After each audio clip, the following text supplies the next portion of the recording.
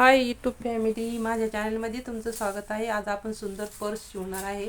मी पर्सची रुंदी घेतलेली आहे 13 इंच। हे बघा 13-13.5 इंच घेतलेली आहे आणि त्याची जी लांबी आहे ना ती मी घेतलेली आहे 31 इंच। हे बघा आणि आपल्याला 3 कपडे घ्यायचे आहे, एक अस्तर आणि एक तुम्ही म्हणजे कॅनव्हास पण लावू शकता। मी साडीचं कागद घेतलेला आहे। तर आपल्याला पहिल्यांदा काय करायचं आहे, हे जॉईंट करून घ्यायचं।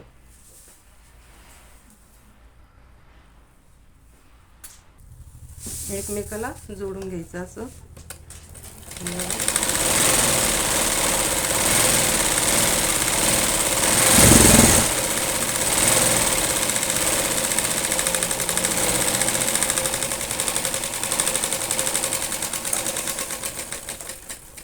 अशा पद्धतीने जोडून घेतला की आपल्याला इकडच्या बाजूने आपल्याला शेप द्यायचा आहे। हे बघा मी जोडलेलं कसं आहे ते बघा। हे आपल्याला कपडा उलटा करायचा आहे, त्यामुळे मी अशा पद्धतीने जोडलेला आहे आणि आपल्याला इथं गोल शेप द्यायचा। हे बघा त्याला असा शेप देऊन घ्यायचा आहे इथं। बघा असं शेप देऊन घेतला की आपण असा कपडा जोडलेला आहे ना इथून तिथून। तर आपल्याला काय करायचं, हे पलटी करून घ्यायचं। आता हे बघा हे चारी कोपरे आपण जोडून जे घेतलेले आहे ना त्याला असे छोटे छोटे कट मारून, आधी कट मारा आणि मग पलटी। हे बघा असे कट मारून घ्यायचे। हे बघा म्हणजे पिशवीला शेप येतो, बॅगीला। तर हे बघा, तर हे आपल्याला आता पलटी करून घ्यायचं आहे। बघा असं जे आपण सगळीकडून टिपा मारून घेतल्या ना चारी कोपऱ्याला, तर ते आपल्याला आता एकदा पलटी करून घ्यायचा कपडा। हे बघा असं पलटी करून घ्यायचं आहे। हे बघा हे टोक जे आहे ना ते असे व्यवस्थित करून घ्यायचे आहे। हे बघा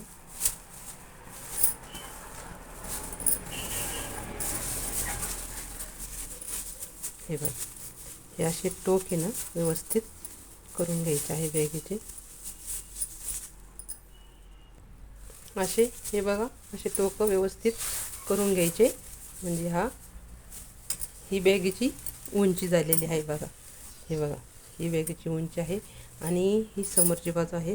तर याला एक आपण अशी याला फोल्ड करून अशी एक अशी टिप मारून घ्यायची। हे बघा या अशी राऊंड मारून घ्यायचं आहे।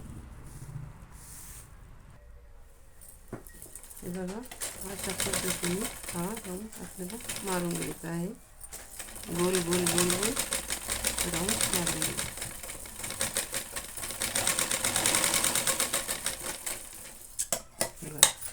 हे असा राऊंड मारून घेतल्यानंतर काय करायचं,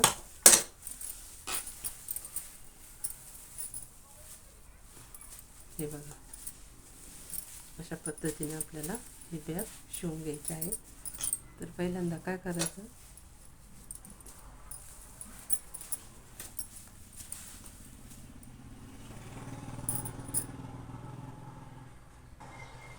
तर आपल्याला हे छोटेसे असे 2 बंद घ्यायचे। हे बघा हे 2 बंद घ्यायचे आणि हे बघा फिटिंग करताना अशी इथं ठेवायची। हे बघा इतका अंतर असा बाहेर राहायला पाहिजे। बघा आणि फिटिंग करून घ्यायची पिशवीची।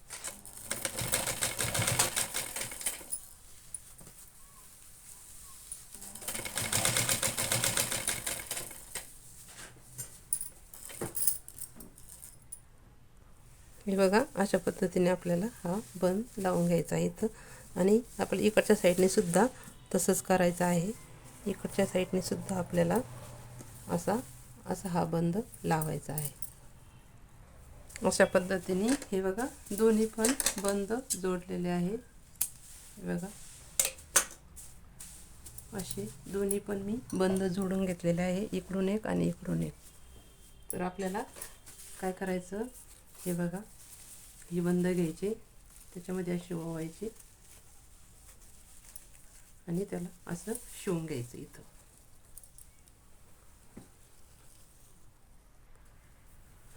हे बघा असा हा बंद आपण शिवून घेतलेला आहे आणि इकडच्या साईडने सुद्धा आपल्याला हे बघा असं ओवून घ्यायचा. असं ओवल्यानंतर आपल्याला याच्यासारखंच पुन्हा त्याला थोडीशी आत अशी पॅक करून घ्यायचं आहे.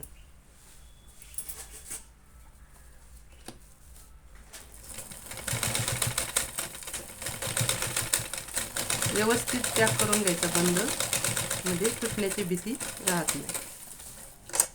तर हे बघा अशा पद्धतीने मी हा बंद पॅक करून घेतलेला आहे. आणि आता आपल्याला काय करायचं, ही जी वरचा भाग आहे ना आपल्याला त्याला लेस लावायची आहे. तर हे बघा त्याच्यासाठी मी ही लेस घेतलेली आहे. हे बघा ही लेस आपल्याला याला अशी लावून द्यायची आहे. म्हणजे हे बघा अशी अशी लेस लावून द्यायची आहे. तर आपण लेस लावून घेऊ. लेस लावल्याने बॅग एकदम छान वाटते, आकर्षक दिसते. त्यामुळे आपण लेस लावू. असं गोल गोल राऊंड करून ही लेस आपल्याला लावून घ्यायची आहे सगळीकडं.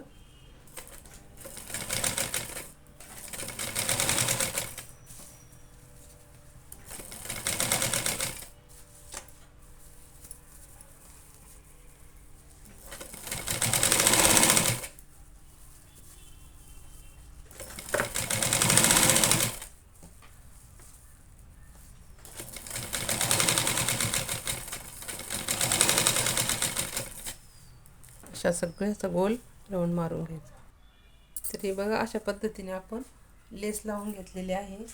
आणि तुम्ही जर माझ्या चॅनलला सबस्क्राईब लाईक केलं नसेल तर सबस्क्राईब लाईक करा. हे बघा अशा पद्धतीने ही बॅग तयार होती. हा तिचा बंद आहे. हे बघा भरपूर असा मोठा बंद आहे. हे बघा. आणि तुम्ही इथं बटन लावू शकता. आता मी टच बटन लावणार आहे. हे बघा. आणि तुम्हाला जर आतून पॉकेट करायचे असेल तर तुम्ही आतमध्ये पॉकेटसुद्धा करू शकता याला.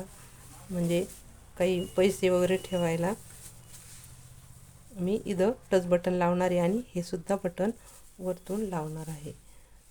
तर तुम्हाला ही बॅग कशी वाटली तर ते कमेंटमध्ये सांगा. आणि चॅनलला सबस्क्राईब लाईक केलं नसेल तर सबस्क्राईब लाईक पण करा. बाय.